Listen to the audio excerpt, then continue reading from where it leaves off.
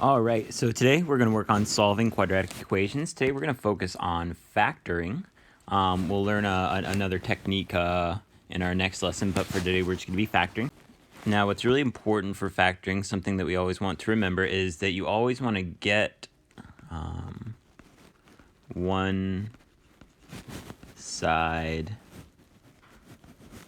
to 0 first.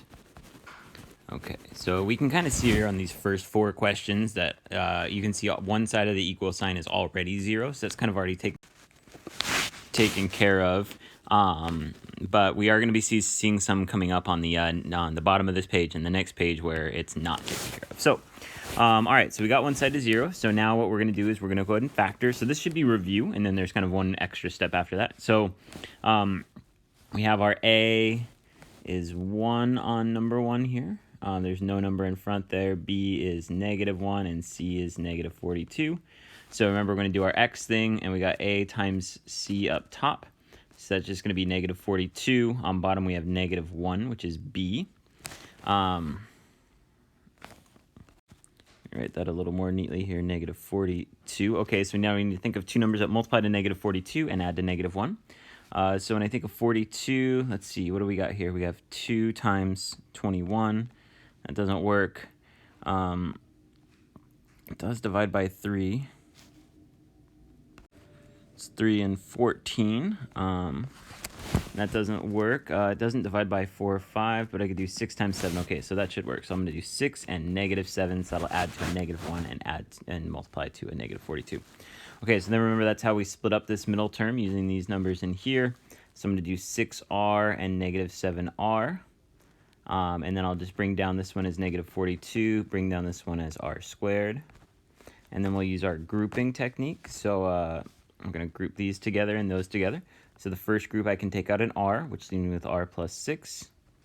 And then the second group looks like we can take out a -7. Remember, if that term is negative, we want to take out the negative, and so that'll be r plus 6. Okay, so now that we have the same thing in both of those parentheses, it's a good thing. So now we can make one parentheses for the stuff outside, one parentheses for the stuff inside. And so that's kind of what we already did before, where we just factored. But now the extra step is that we need to remember that these are equal to 0. And so if you're factored equal to 0, what we can do is we can split these up and set them equal to 0 individually.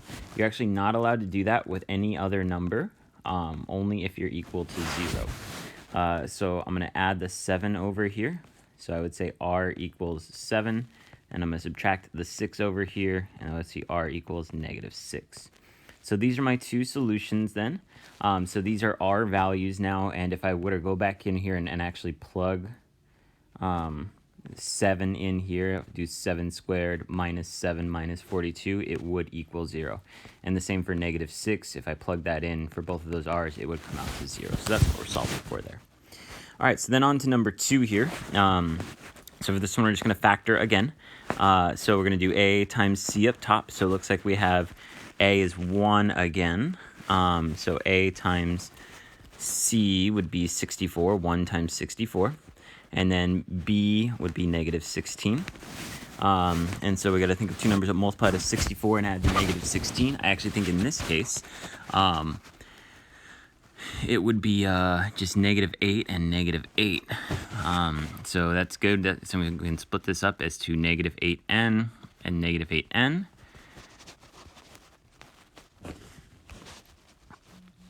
And then we have the n squared up here. All right. And so we put the parentheses around here. I take out an n, leave me with n minus 8. This one I'm going to take out a -8. And remember, when you take out a negative, both of these switch. That's going to be positive n minus 8 there. So I have n minus 8 times n minus 8.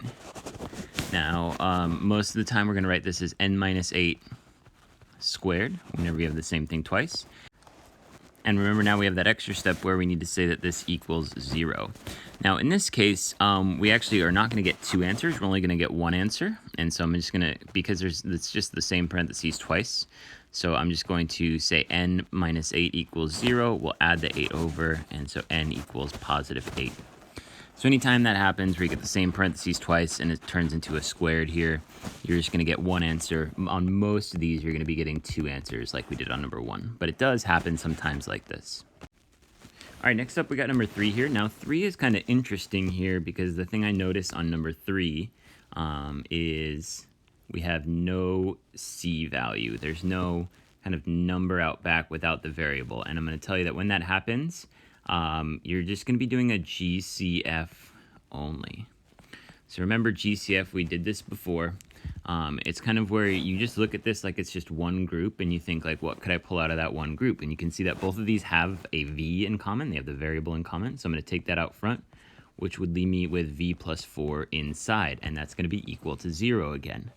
So this is technically factored. Like you can think of this as its own parentheses. So then we're allowed to split this up again like we did before. And this one would just be V equals 0. And this one would say V plus 4 equals 0, which means we could subtract the 4 and say V equals negative 4. So we get two answers there again. So one of them is just 0 for that GCF we did with the variable. And then the other one is negative 4. Okay, next up here, number 4. So we're going to do some more factoring here. So we do have an A value here of 2, so we're going to have to be careful there. So my A times C is going to be 2 times negative 1, which is negative 2. My B in the middle there is negative 1. So I got to think of two numbers and multiply to negative 2 and add to negative 1. So I think that would just be negative 2 and positive 1. And so that's how I'm going to split up this middle x here, negative 2x plus 1x. And then move this over there, and then move this over there. Okay, and so now we'll do our grouping. The first group looks like we can take out 2x, which would leave me with x minus 1. Remember, if you take out the whole term, it's really a 1 there. In the second group, it looks like I cannot take out anything, but when that happens, you have to take out either a 1 or a negative 1. In this case, since that's positive, I'm going to take out a positive 1, which leaves me with x minus 1 as well. I got the same thing in both of those parentheses, which is good. So that means my factored form is going to be 2x plus 1 for the stuff on the outside times x minus 1 for the stuff on the inside. But now remember, our new thing is that this is equal to 0. So we need to split these up and set them equal to 0 individually. So 2x plus 1 equals 0. We'll subtract the 1 over. So 2x equals negative 1. And then divide by 2 is telling us that x equals negative 1/2. I'll go ahead and write that over there. That's our first answer. Our other one is going to come from this one. So x minus 1 equals 0. We'll add the 1 over. So x equals 1. So there are two answers. I got negative 1/2 and I got positive 1. All right, number 5 here. We got another a value here. This time the a value is 5. So our a times c is going to be 5 times negative 8. So that's negative 40. And then the b is 3. So I got to think of two numbers and multiply to negative 40 and add to 3. So if I think about 40, that would be 2 times 20. That doesn't make 3. I could do 4 times 10. That doesn't quite make 3. I could do 5 times 8. That one will make 3. If I make the 5 positive, nope, I'll make the 5 negative and the 8 positive, that'll add to a positive 3 but multiply to a negative 40. Okay, so that's how I'm going to split up this middle term. We'll do negative 5x and positive 8x according to my x over here. And we have 5x squared out here, and then negative 8 over here. So we'll do our grouping. So the first group looks like we can take out a 5x, which would leave me with x minus 1. The second group, we can take out, looks like it's going to be a positive 8. Oops, I put the parentheses in the wrong spot there. Here we go. Take out a positive 8, and that'll leave me with x minus 1 as well. So we get the same thing in both parentheses, which is a good thing. So we get 5x plus 8 times x minus 1. But remember now, we have more to do, so that's just our factoring. So now we have to solve. So I'm going to set each one of these equal to 0 individually. So we'll say 5x plus 8 equals 0, and we'll also say x minus 1 equals 0, and we'll solve each of those. So this one, we're going to subtract 8 on both sides. So I get 5x equals negative 8, and then divide both sides by 5. So I get x equals negative 8 over 5. I would just leave that as a fraction. And then for this one, I'm going to add 1 to each side, so I get x equals 1. So there's our 2 answers there. Okay. You'll notice that whenever you have kind of one of these a values up here,